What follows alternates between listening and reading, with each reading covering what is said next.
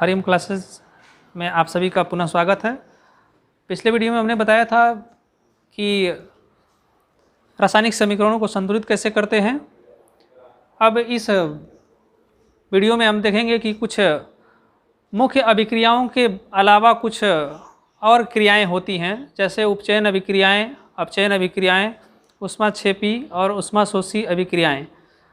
तो इन अभिक्रियाओं के बारे में हम बारी बारी से जानेंगे कि उपचयन अभिक्रियाएं क्या होती हैं, अपचयन क्या होता है, ऊष्माक्षेपी एवं ऊष्माशोषी अभिक्रियाएं क्या होती हैं। तो सबसे पहले हम उपचयन अभिक्रिया को लेते हैं। तो उपचयन अभिक्रियाएं वे क्रियाएं होती हैं जिसमें ऑक्सीजन जुड़ता है और हाइड्रोजन का ह्रास होता है।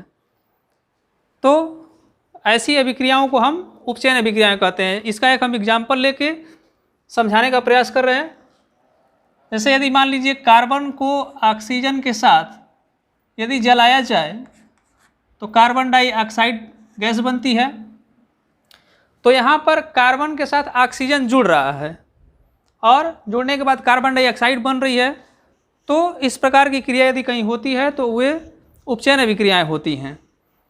अगला आपका है अपचयन अभिक्रियाएं।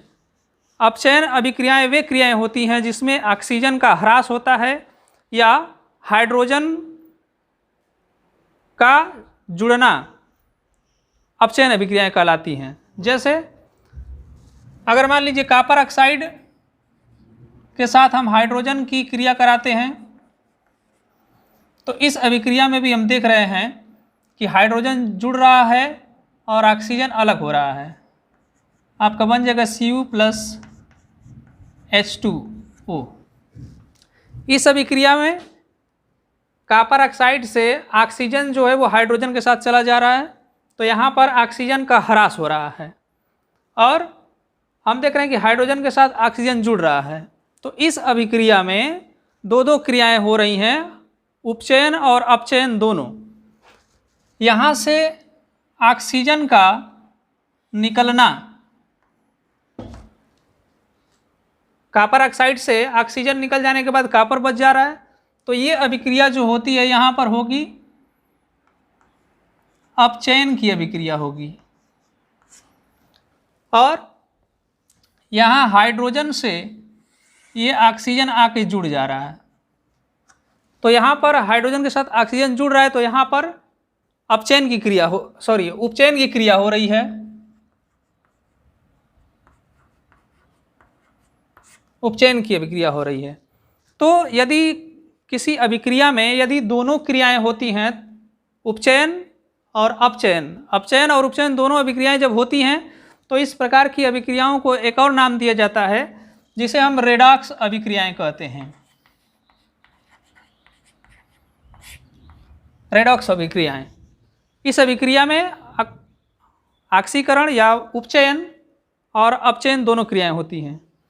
अब तीसरा नंबर का है हमारा ऊष्माक्षेपी अभिक्रियाएं। ऊष्माक्षेपी अभिक्रियाएं वे क्रियाएं होती हैं जिनमें उत्पाद बनने के साथ साथ ऊष्मा का भी उत्सर्जन होता है। तो इस प्रकार की अभिक्रिया को हम ऊष्माक्षेपी अभिक्रियाएं कहते हैं, जिसे एक हम एग्जाम्पल के माध्यम से बता रहे हैं। जैसे आपका मीथेन है, मीथेन को जलाने के बाद कार्बन डाइऑक्साइड और जल वाष्प उसके साथ साथ ढेर सारी ऊर्जा बनती है। जैसे आप एलपीजी गैस जलाते हैं तो उसमें CH4 ही होता है। वो जब जलता है तो उसके साथ साथ कार्बन डाइऑक्साइड निकलती है और जल वाष्प भी निकलता है और उसके साथ साथ ऊर्जा आप जानते ही हैं ऊष्मा के रूप में निकलती है। तो इस प्रकार की यदि जब क्रिया हो रही है जिसमें ऊष्मा का उत्सर्जन होता हो, ये अभिक्रियाएं कहलाएंगी ऊष्माक्षेपी अभिक्रियाएं। अगला चौथे नंबर का आपका है ऊष्माशोषी अभिक्रियाएं।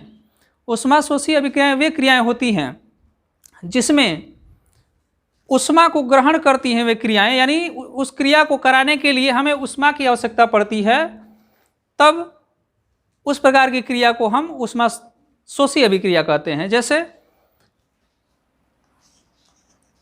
कैल्शियम कार्बोनेट को यदि जब तक हम गर्म नहीं करेंगे तब तक वो दूसरे भागों में टूटेगा नहीं अपने अवयवों में। तो यदि इसको हम हीट देंगे तब ये आपका टूटेगा CaO प्लस CO2 में। तो इसको दो भागों में तोड़ने के लिए, या यह कह लीजिए कि इस क्रिया को कराने के लिए हमें ताप की आवश्यकता पड़ती है, तो उस प्रकार की क्रिया को हम ऊष्माशोषी अभिक्रियाएं कहते हैं। उसके बाद अगला टॉपिक हमारा है कि उपचयन अभिक्रियाओं के दैनिक जीवन में क्या उपयोग हैं। उपचयन अभिक्रियाएं, चूँकि अभी हमने बताया उपचयन अभिक्रियाएं क्या होती हैं, तो उपचयन अभिक्रियाओं का हमारे दैनिक जीवन में उपयोग क्या है। जैसे लोहा है, लोहे पर जंग लगती है, तो लोहे पर जंग लगने का कारण है कि वायु में उपस्थित ऑक्सीजन जो होती है वो लोहे के साथ क्रिया कर लेती है, और लोहे के साथ क्रिया करने के बाद वो लोहे का ऑक्साइड बनाती है। उसी के साथ साथ चांदी, आप देखें चांदी पर एक काली परत जम जाती है कुछ समय बाद, यदि वायु के संपर्क में वो ज़्यादा देर तक रहेगी तो उस पर काली परत जम जाती है, और वो काली परत जमने का कारण है कि ऑक्सीजन के साथ वो क्रिया कर लेता है। उसके बाद है कापर। कापर के तार आप देखे होंगे, कापर के तार पर आप देखेंगे जब वो खुली हवा के संपर्क में होगा तो उस पर हरे रंग की एक परत चढ़ जाती है जो कापर का ऑक्साइड बना लेता है, वही हरे रंग का दिखाई देता है। उसके साथ साथ आगे संक्षारण के बाद आता है विकृत गंधिता। विकृत गंधिता वे क्रियाएं हैं जिसमें खाद्य पदार्थ या तैलीय पदार्थ में जो वसायुक्त पदार्थ होते हैं, खाद्य पदार्थ, उसमें कुछ समय बाद या वायु के संपर्क में रहने से उसके स्वाद व गंध में परिवर्तन हो जाता है।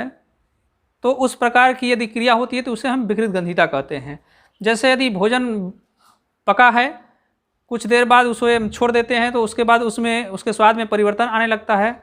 उसके साथ साथ अचार हम लोग खाते हैं भोजन के साथ, तो उसमें भी एक फंगस टाइप का ज़्यादा देर तक उसको हवा में छोड़ देते हैं उस नमी के साथ, तो उसमें भी वो फंगस लग जाते हैं, जिसे हम विकृत गंधिता का ही उदाहरण मानते हैं। तो इस तरह से ये चैप्टर लगभग कंप्लीट हो चुका है, और यदि कोई और टॉपिक आप लोगों को ऐसा लगे कि उसे समझना चाहिए तो आप कमेंट बॉक्स में लिख कर हमें बता सकते हैं, ताकि हम अगला वीडियो भी बना सकें। और यदि आप लोगों को ये वीडियो अच्छा लग रहा है तो प्लीज़ इस वीडियो को लाइक कीजिए, और यदि आप लोग इस चैनल पर पहली बार आए हैं तो हमारे चैनल को सब्सक्राइब जरूर करिए। तब तक के लिए धन्यवाद।